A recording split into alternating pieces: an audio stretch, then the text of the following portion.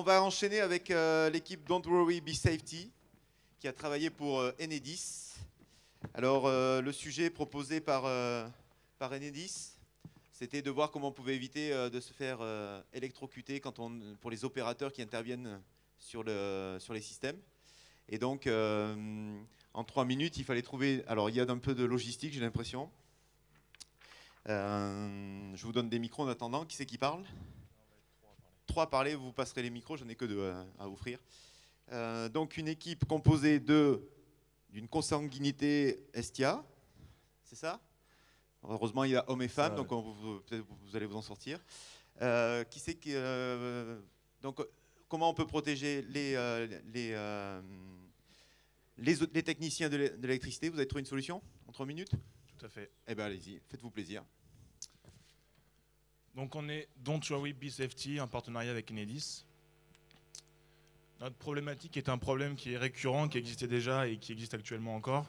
C'est un problème de sécurité au niveau des agents, notamment lorsqu'ils vont en mission.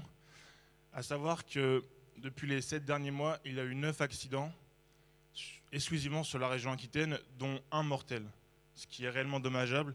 Donc notre problématique, c'était vraiment d'améliorer les conditions des agents d'Enedis pour éviter d'avoir ce genre de problème à nouveau.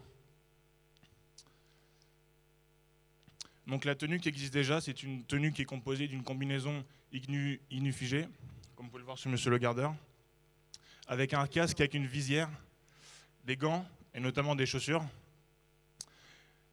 Et cette combinaison, lorsqu'elle est entièrement mise et bien mise par le technicien, il n'y a aucun problème. Le technicien a une protection optimale de 100%, ce qui pourrait induire que c'est la cause, ça serait une cause humaine, notamment à cause d'un oubli, d'une négligence si c'est une tâche répétitive, ou d'extrême chaleur, notamment je pense aux chaleurs chaudes. Et si on est distrait également. Voilà, donc avant de vous présenter notre solution, on va vous présenter les 2 types d'intervention des techniciens. D'abord, ils travaillent sur les lignes à haute tension et aussi sur les compteurs individuels. Le travail des lignes à haute tension, c'est des grosses interventions, donc le plus souvent, ils sont à 2, donc il y a des vérifications, croisées entre les 2 binômes, donc il n'y a pas tellement de problèmes. Sur ces interventions-là.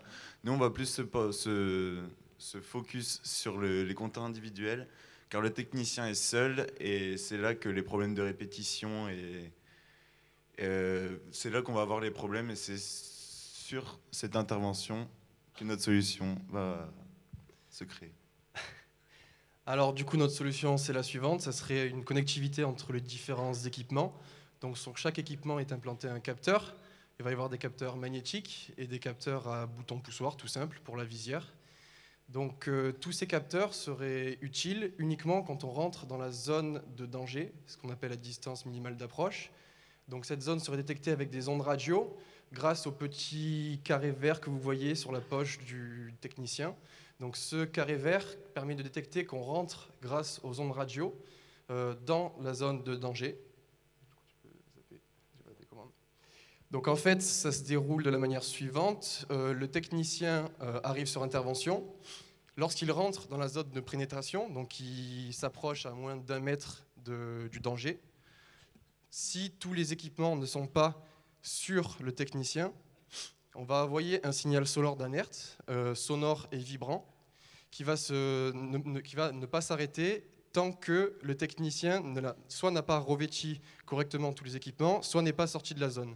Et du coup, ça fait que le technicien est soit obligé de sortir de la zone, soit de revêtir tous ces équipements. Et du coup, l'intérêt, au-delà du technicien électrique, ça serait...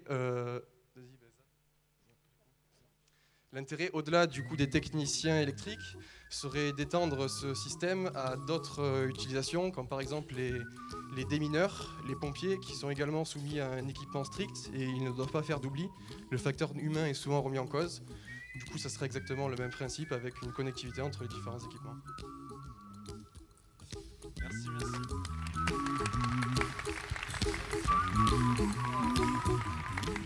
Ok, merci. Est-ce qu'il y a une question des membres du jury pendant que je me déshabille? Qui veut prendre? Très clair? Ah, monsieur Janus dit que c'est très clair. C'est bon? Comment vous me trouvez, peut-être, Joannet? Je pense que pour toi, le système de sécurité ne sera pas suffisant. Tu vois, il y a un truc. Est-ce qu'on a des représentants d'Enedis? Oui? Alors, est-ce que vous pouvez vous approcher? Ne vous inquiétez pas, d'habitude, je suis habillé différemment. Mais enfin, vous connaissez la tenue. Venez, on va se rapprocher pour être sûr que les micros ne tombent pas. Si vous voulez, je fais... Non, ça va, vous avez l'air d'être bien isolé, là. Ouais, ça va? Oui, donc tout à fait, ils ont très bien identifié la problématique. Hein. On est là sur un système de technicien un peu 2.0. Aujourd'hui, la tenue qu'a Monsieur le Gardeur, hein, c'est une tenue commune à tous les techniciens qui permet d'être en sécurité sur les interventions. Aujourd'hui, les processus industriels font qu'on est sur beaucoup de procédures, beaucoup de techniques. Et l'oubli humain peut